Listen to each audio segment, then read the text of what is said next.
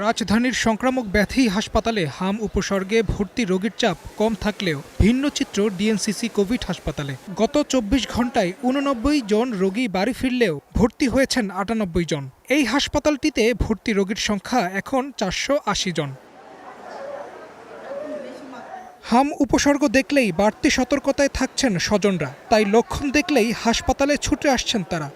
আমি আমার বাচ্চার অবস্থা খুব ভয়াবহ ছিল, আলহামদুলিল্লাহ এখন পুরোপুরি সুস্থ। আজকে আমাকে বিদায় দিয়ে দেওয়া হচ্ছে। আগে অবস্থা তো উঠতে পারে নাই, করতে পারে না, স্যালাইন দিয়েছে, স্যালাইনের মাধ্যমে একটু হয়েছে, কমছে একটু।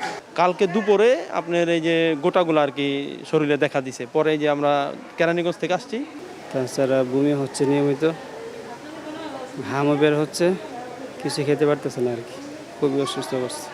শরীরে র্যাশ আসার আগেই হাম ছড়াতে পারে, তাই উচ্চমাত্রার জ্বর দেখলেই রোগীকে আইসোলেটেড করে ফেলার পরামর্শ বিশেষজ্ঞদের।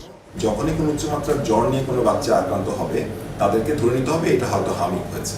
অন্য রোগও হতে পারে, বাট হামটাই আমরা মাথায় রাখতে হবে এবং তাদেরকে তখনই আমাদের আইসোলেট করে ফেলতে হবে, আলাদা করে ফেলতে হবে, যাতে এটা অন্যদের মধ্যে ছড়াতে না পারে। অথবা বাচ্চার শ্বাসকষ্ট হচ্ছে, কাশি অনেক বেশি হচ্ছে বা কোনো ক্রিটিক্যাল সমস্যা হচ্ছে, তাহলে অবশ্যই সাথে সাথে ডক্টরের সাথে যোগাযোগ করে যত দ্রুত সম্ভব হাসপাতালে ভর্তির ব্যবস্থা করতে হবে।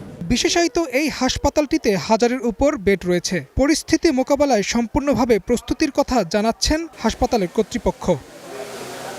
আরিফিন ইমন, স্টার নিউজ, ঢাকা।